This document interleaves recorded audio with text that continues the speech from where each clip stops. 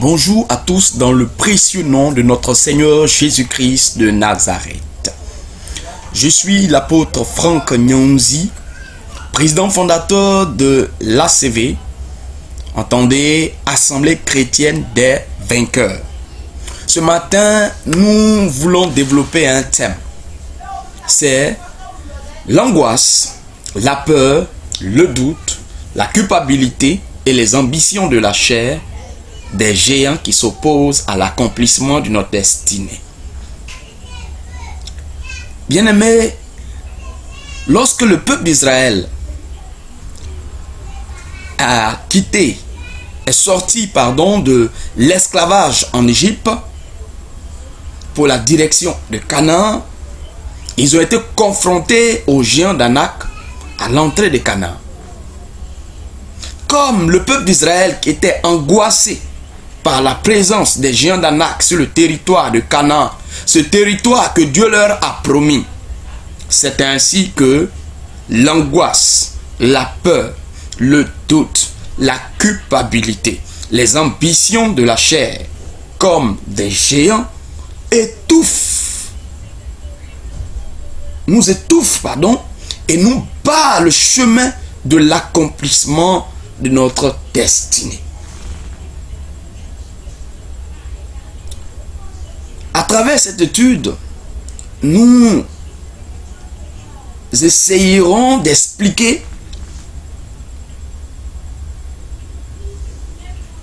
quels sont ces géants-là, entre guillemets. Pourquoi je dis entre guillemets? Parce que en réalité, ils ne sont pas des géants. C'est ce que nous voyons à l'œil physique. Mais à l'œil spirituel, en tant qu'enfants de Dieu, ils sont petits devant nous.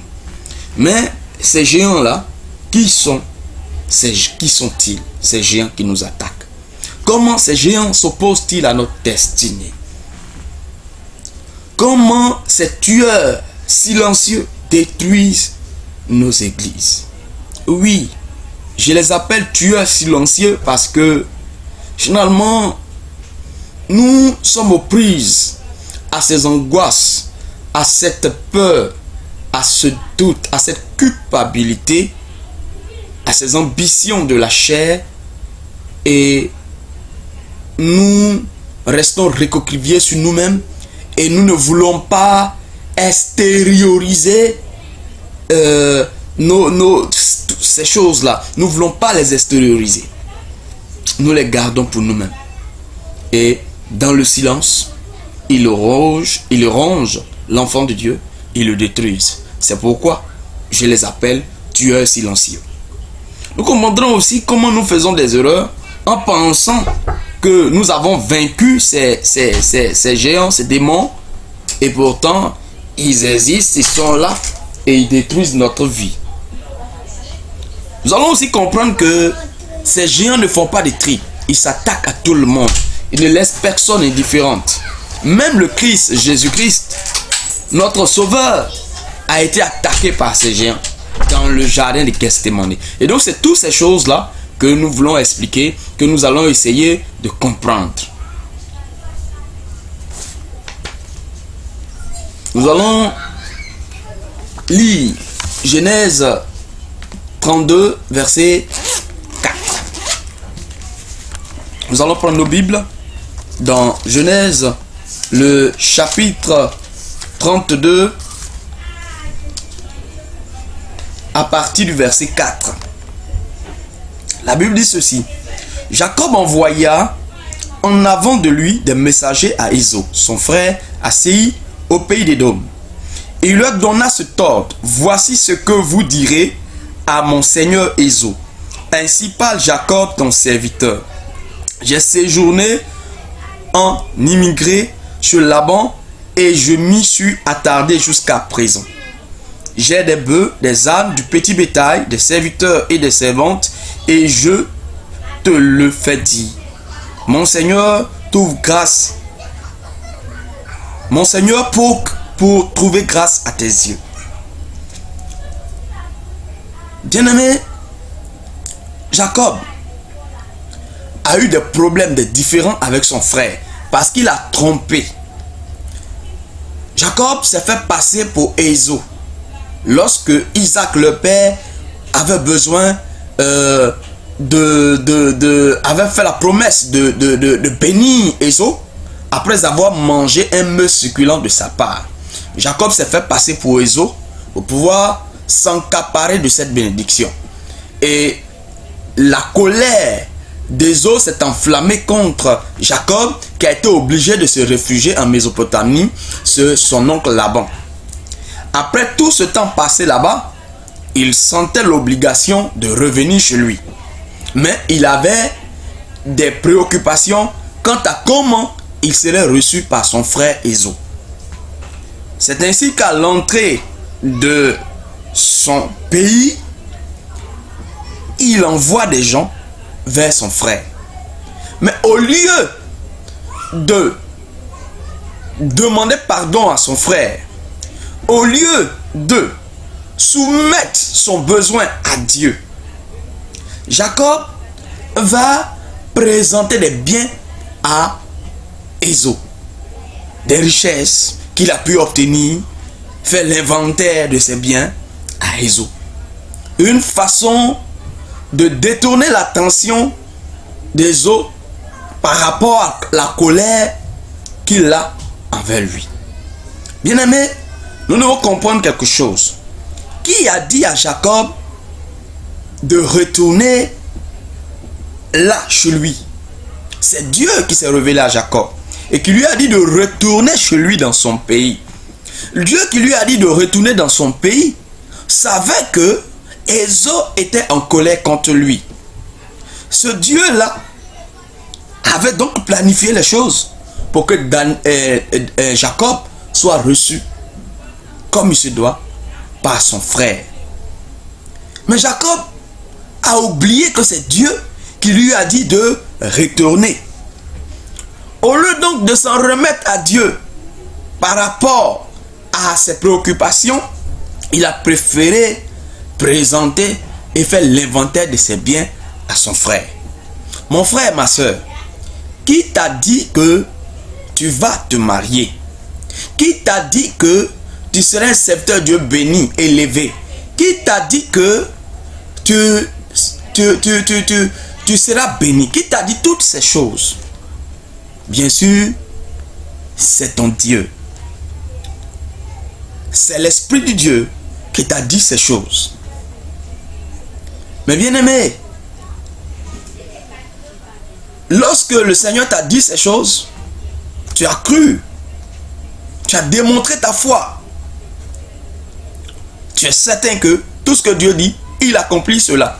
Mais bien aimé, cette foi n'était pas basée sur la parole de Dieu. Parce que bien que tu confessais cette parole, bien que tu disais croire, avoir foi en Christ, ta foi par rapport à ton mariage résidait en ta beauté. Ta foi par rapport à ton succès, ta réussite, résidait ou reposait sur ton intelligence, sur tes relations, sur tes parents. Parce que toutes ces choses-là étaient présentes, tu avais donc foi et tu croyais que c'était certain que tu allais réussir. Mais ce n'était pas une foi en Dieu. C'est la même chose que Jacob a fait.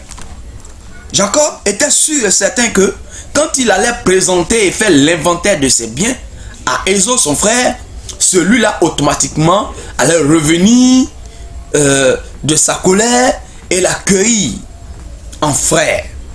Mais il avait oublié que ce n'est pas les biens qui peuvent faire quoi que ce soit, mais c'est le Dieu qui incline les cœurs.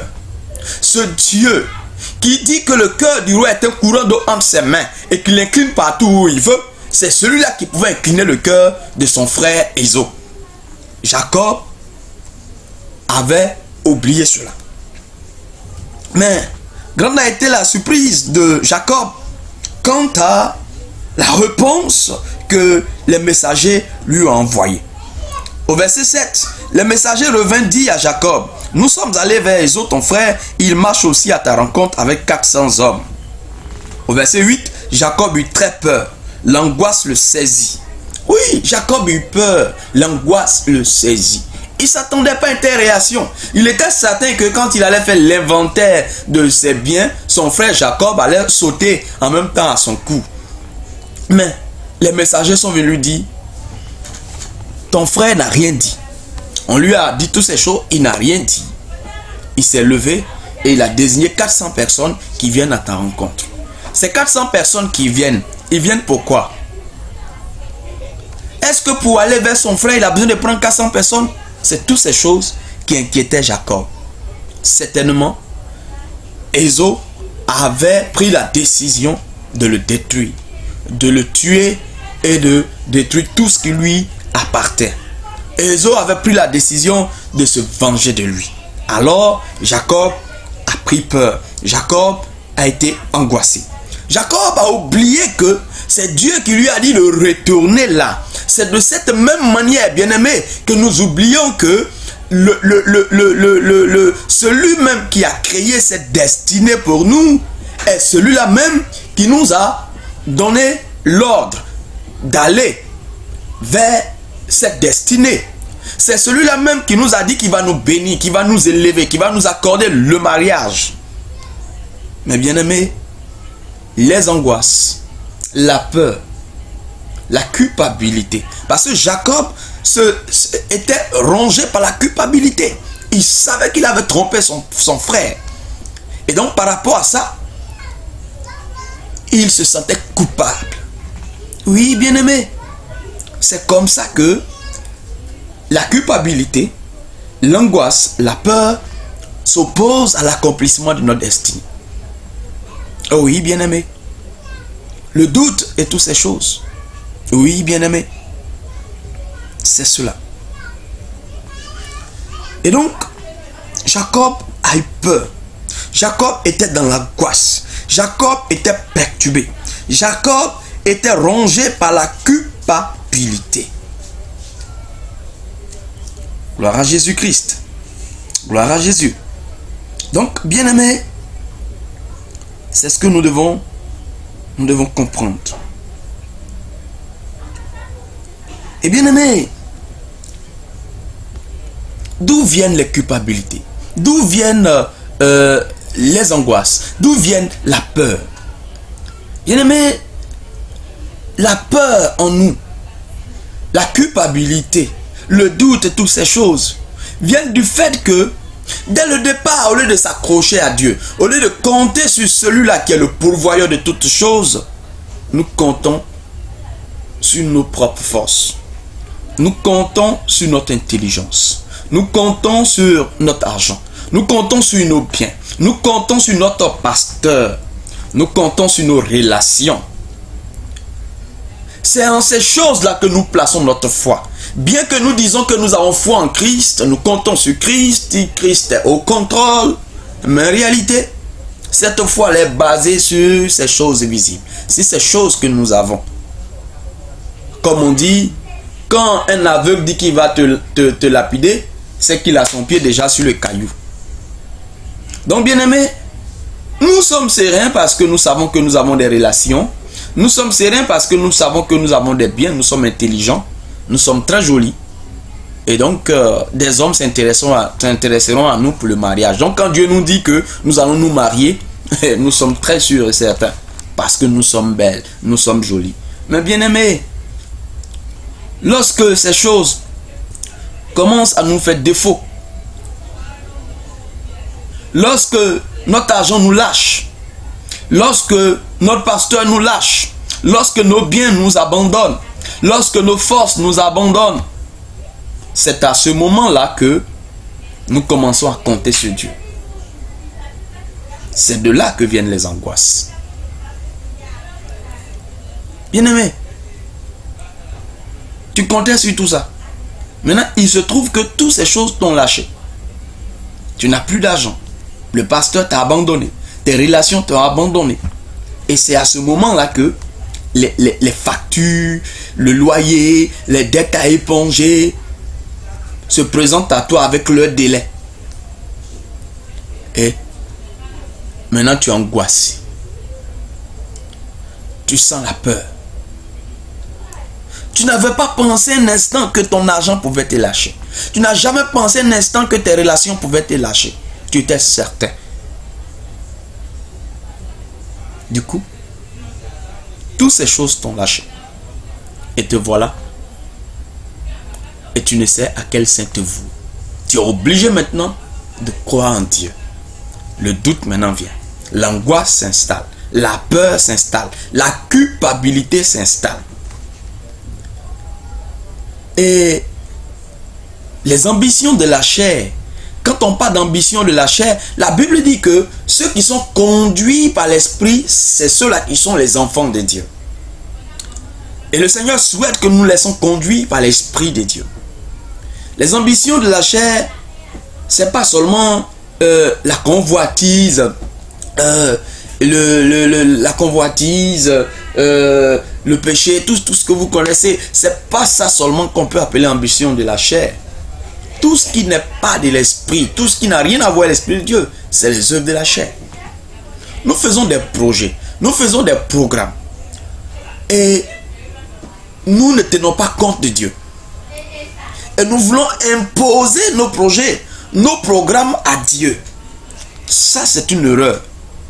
Et ça aussi, c'est un obstacle à l'accomplissement de notre destinée. Je fais mon programme. Le Seigneur m'a dit que je vais voyager. Ok, comme je vais voyager, je vais aller à l'aventure. Ou bien, le Seigneur m'a dit que je vais me marier. Donc, je fais mon programme. L'année prochaine, je me marie. Dès que je me marie, en même temps, je fais un enfant. Mon premier fils, d'ici tel, il aura 5 ans, il aura comme ci, il aura comme cela. Donc, je fais mon programme. Et ce programme-là, sans Dieu. Sans Dieu. Est-ce qu'on se pose la question un instant? Comment Dieu aurait voulu que ces choses-là se passent? Non. On fait notre programme et on impose ce programme à Dieu. Et ça, c'est ça les ambitions de la chair. Dieu aurait aimé que l'on se laisse soumettre à lui par rapport à la façon dont il voulait. Il veut que les choses se passent pour nous par rapport à notre destinée. Ou alors, Seigneur, voici ce que je veux. Si telle est ta volonté, que cela peut s'accomplir. Sinon, Seigneur, fais-moi connaître ta volonté. Non, c'est cela que Dieu attend de nous. Mais nous ne devons pas faire nos projets sans tenir compte de Dieu, sans tenir compte de l'Esprit de Dieu et imposer ces projets-là à Dieu. Bien-aimé, ça ne marche pas de cette façon. Et lorsqu'on a imposé ces projets à Dieu et qu'on ne voit pas l'accomplissement, les années passent et les choses ne se passent pas comme nous l'avions prévu, comme nous l'avions souhaité, bien-aimé, commencent les angoisses, commence la peur, commencent les inquiétudes, commence la culpabilité. Et ces choses, bien-aimé, nous empêchent de entrer dans notre destinée.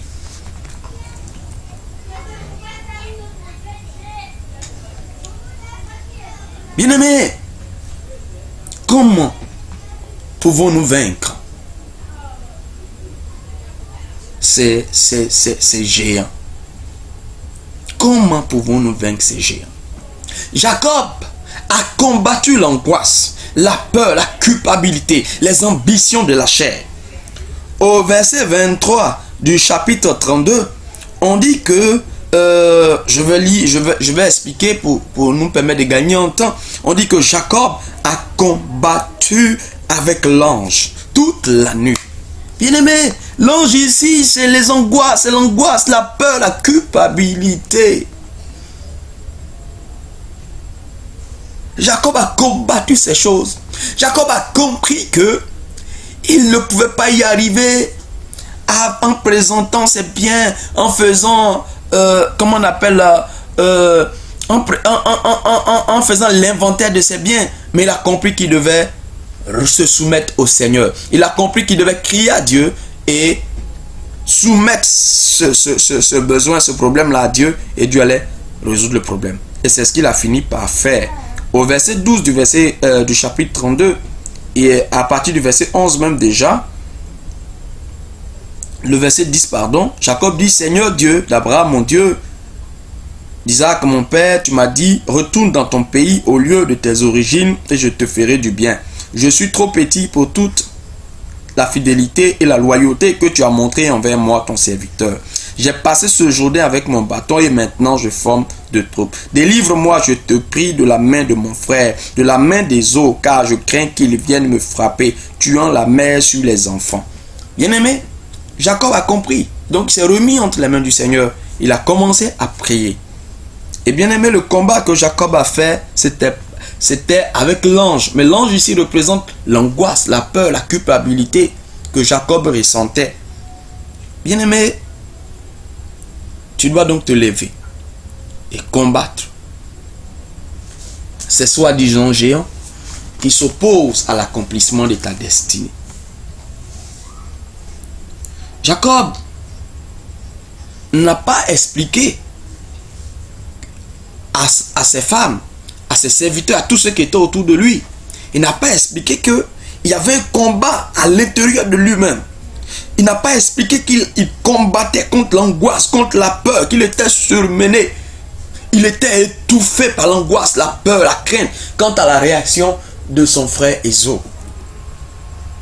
Certainement, il s'est dit en expliquant cela, peut-être qu'on le traiterait de poltron, lui le grand Jacob. Et il a peur. C'est comme ça, bien-aimé, que nous oublions que ces esprits-là ne laissent personne indifférent. Ils se sont même attaqués à Jésus-Christ de Nazareth, au roi des rois. Donc, ils attaquent tout le monde. L'angoisse attaque tout le monde. La peur s'attaque à tout le monde. Et ces esprits nous rongent. Mon frère, ma soeur, sois humble. Cherche ta délivrance. Ne cache pas cela. N'accepte pas que la culpabilité, que l'angoisse, la peur puissent te ronger, te détruire, te tuer à petit feu. Il ne tient pas compte de ton titre. Il ne tient pas compte de tes années de conversion. Que tu sois pasteur, que tu sois prophète, que tu sois docteur, enseignant de la parole de Dieu. Mon frère, la peur ne tient pas compte de tout cela. L'angoisse ne tient pas compte de tout cela. La culpabilité ne tient pas compte de toutes ces choses. J'ai 30 ans de ministère. J'ai 25 ans de conversion. La peur ne tient pas compte de cela. La culpabilité ne tient pas compte de ces choses. Jésus a été attaqué par ces soi-disant géants. Luc le chapitre 22, le verset, à partir du verset 39, nous parle de combat que Jésus a mené avec l'angoisse. Luc chapitre 22.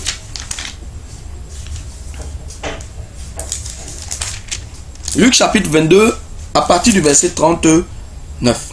La Bible dit ceci. Il sortit et alla, selon sa coutume, au mont des Oliviers. Ses disciples le suivirent. Ici, on parle de Jésus.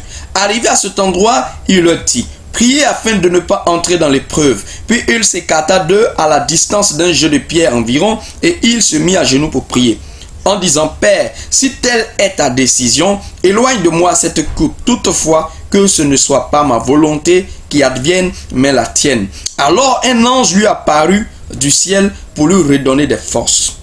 Oui, Jésus sentait sa mort venir. Jésus sentait que l'heure était arrivée pour lui. Et toutes ces choses-là créaient une certaine angoisse en lui. Et Dieu savait que la chair, parce que Jésus était en même temps homme, il était en même temps Dieu. Dieu savait que la chair avait besoin de force. C'est en ce sens que le Seigneur Dieu a envoyé l'ange. L'ange pour lui redonner des forces. Mon frère, tu as besoin du Seigneur. De tes 30 ans de ministère, la peur t'a rongé. L'angoisse est en train de te détruire. De tes 20 ans de conversion, la peur est en train de te détruire. La culpabilité est en train de t'anéantir. Tu as besoin que Dieu te redonne des forces. En proie à l'angoisse, il priait avec plus de ferveur encore.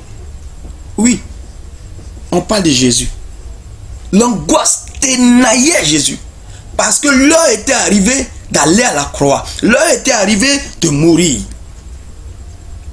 Et la Bible dit qu'il priait avec plus de ferveur. Oui, bien-aimé, lorsque tu sens la pression de la peur, de l'angoisse, lève-toi dans la prière, comme Jacob l'a fait. Jacob a prié, il a combattu l'angoisse, il a combattu la peur. Et la Bible dit que sa sueur devient comme des gouttes de sang tombant à terre. Oh là, cher frère, tellement la tension était si insupportable, à tel point que sa sueur même qui coulait s'est transformée en sang. Bien-aimé, si Jésus, le sauveur de l'humanité, a été attaqué par l'angoisse, à combien plus forte raison toi? Nous pouvons vaincre l'angoisse. Nous pouvons vaincre la peur. Nous pouvons vaincre la culpabilité. Nous pouvons avoir le dessus sur les ambitions de la chair.